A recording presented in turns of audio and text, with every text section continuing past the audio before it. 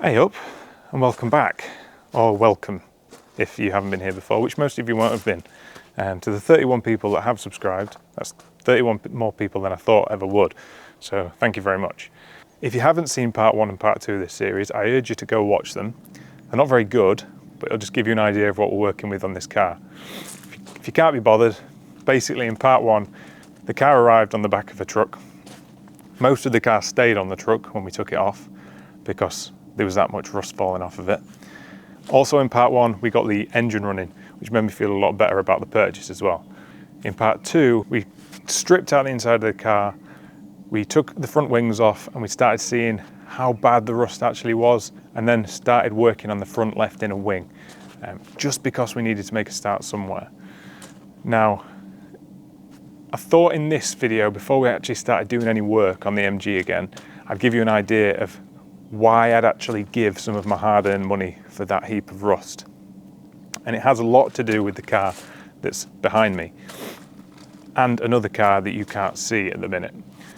So the car behind me was given to me by my father-in-law, and my wife's got a Morris Traveller that was given to her by my father-in-law, her father. And both, mainly the Traveller, is filled with my father-in-law's blood, sweat and tears. He's put countless hours into it, making it into a really, really lovely car. So luckily for me, I've not had to do any welding or any bodywork on this Riley behind me or the Morris that my wife owns. But I know one day I will, and that Morris is never going to leave our family. So we bought this MG as a project that me and my dad could work together on, which you may see him in some of these videos. He doesn't like being on the camera too much. Say hi, Dad. Hi, Dad. But you may see him. So it was a bit of a project that me and my dad could work on, and also where we could both practice bodywork, welding, because I've never done any welding or bodywork before in my life. So go gentle on me when you look at the work that I'm doing in these videos. So I thought I'd just give you a little introduction as to why I'm even doing this series. But like I said, if you can, go watch part 1 and part 2 to see where we're up to. And I hope you stick with us for the rest of the journey. Also, just quickly, if you did watch part 1 and part 2, I want to apologise if you want to rip your ears off, because the sound in that video was, or at least in part 2, the sound was awful. So I've made an effort to buy an okay mic, so hopefully the sound quality is a lot better in this one. Let me know if there's any more issues and I'll try and work on them. So in the last video, I was battling with this lip up here.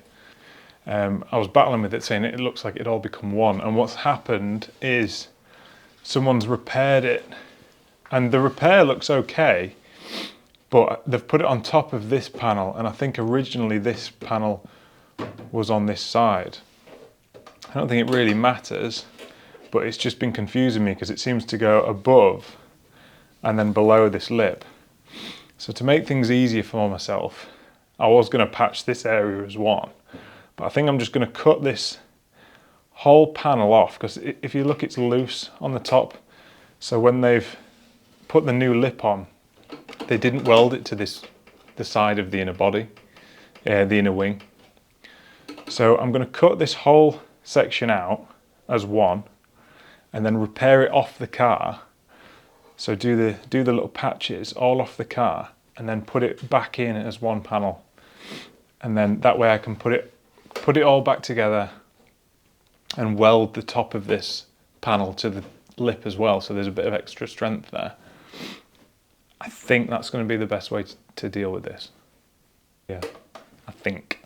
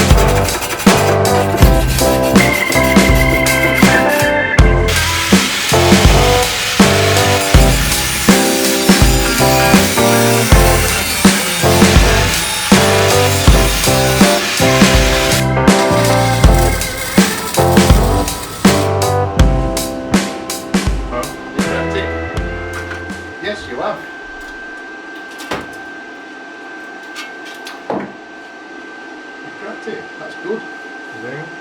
Yeah. That to that, 5,000% better. You think? Oh Christ, yeah, because you can, right, because that'll grind out, so that's done.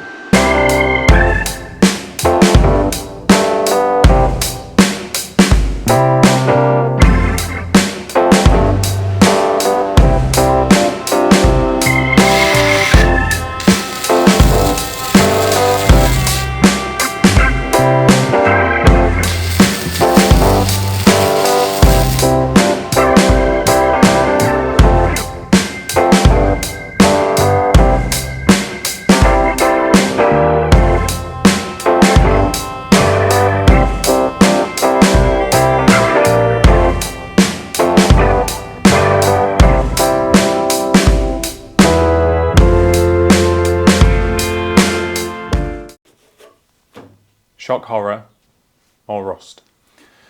So I've just cut out the top of the passenger footwell, and I was going to put a patch panel in there, and then I could start building the rest of it up. And like everywhere, I'm just trying to put the wire wheel attachment on, and then just make sure there's no hidden nasties anywhere, and just get rid of any loose bits, see if there's any holes, and lo and behold, I've found some more holes. Also, where this panel attaches to, on the bulkhead, I guess you'd call it, there's a lot of pitting there, and there's a little hole which will need repairing. So I'm not sure how involved we're going to have to get with that, but I'm not going to do that now. If I take any more of this car off, it's not going to go back together properly, and I'm going to forget where I am. So I'm going to patch in the bottom of this panel. Instead of spot welding it back to that, I'm going to call it the bulkhead section, I'm just going to tack it, because I think I'm going to have to remove that again in the future fairly soon. To deal with that. But I think once this is patched in, I think that's the brunt of the rust dealt with in this corner. So then I'll put a patch back in on the top of the passenger footwell with a little lip, and that'll spot weld to the side panel that I've got as well. I'll put this panel back in that I've been fixing off the car, and then hopefully we should be there or thereabouts, and I can put my repair panels on. Let's see how we get on.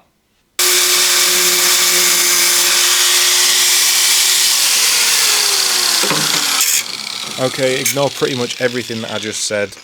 As soon as I started looking at the rust of that vertical panel, I don't know what else to call it, the one with a massive hole in it, I quickly realised that I can saw all of the rust on what I was calling the bulkhead and the top of the passenger footwell all at the same time with one patch panel. So I'm marking up a replacement here, cutting out a replacement, and then getting that welded in. And that'll be a big job that I can do now, and it'll save me some time later on as well. So I'm going to get that in, and then get that panel that I cut out of the car that I've been repairing off of the car back on, and then we'll be there or thereabouts where we can get our repair panels on, hopefully.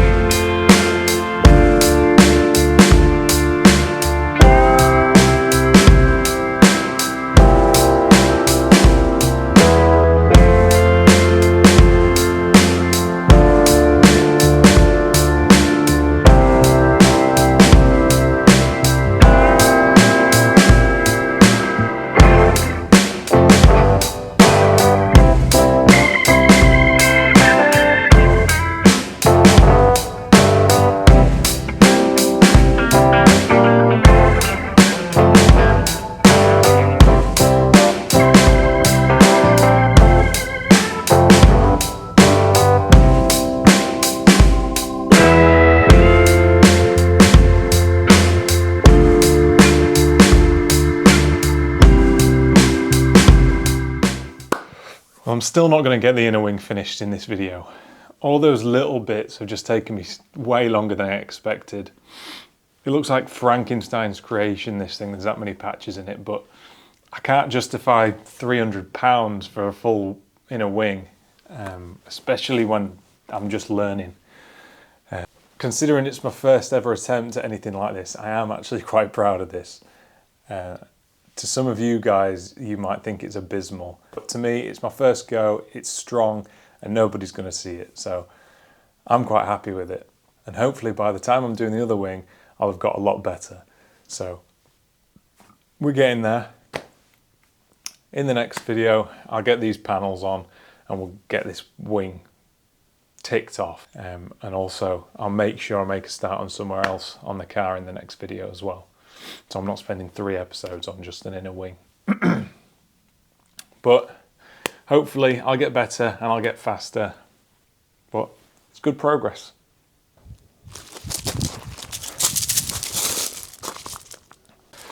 Right, that's all I'm going to get done in the video. What? That's all I'm going to get done in this video. I think I've made good progress though. I've tried to make the front inner wing as standard as I possibly could, although I am just learning. I'm pretty much just winging this as I go along, so if you guys have got any advice or if you've seen me make any stupid mistakes, then let me know in the comments. Just try and keep it constructive. I know it's not the best work in the world, but I'm just learning, I'm just getting started, so let me know. So if you're only interested in the MG, then that's all I'll be doing on it in this video. I do realise at the start of the video I was pointing at a car with a cover on, and some of you guys might want to see what's under that cover. So if you are interested, stick around because I'll show you that now. The only hint I'm going to give you as to what it is that it's rear wheel drive and its brake horsepower starts with a 6. So you might want to hold on to your hats for this one.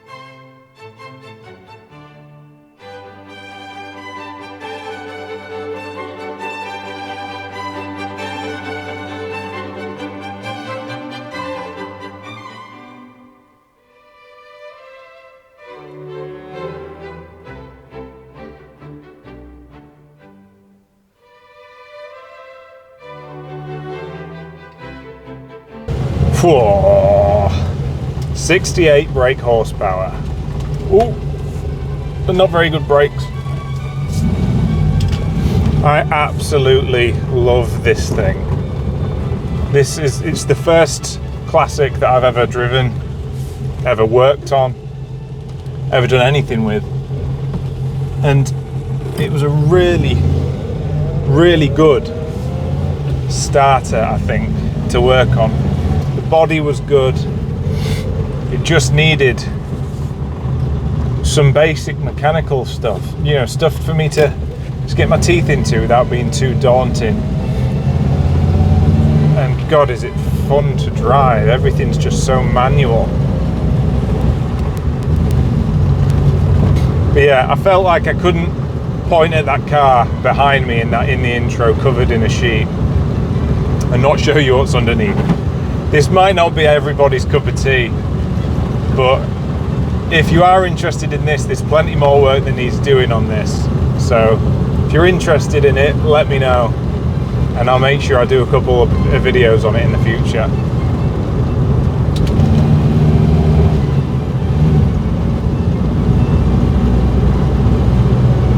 And I trust it as well. It starts on the button every time. I would genuinely trust this to be my daily driver and take me to work and back every day.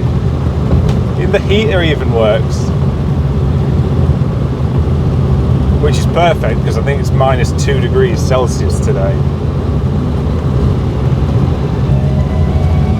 To those of you that stuck around to see the Riley, thank you very much for watching, and I will see you in the next one.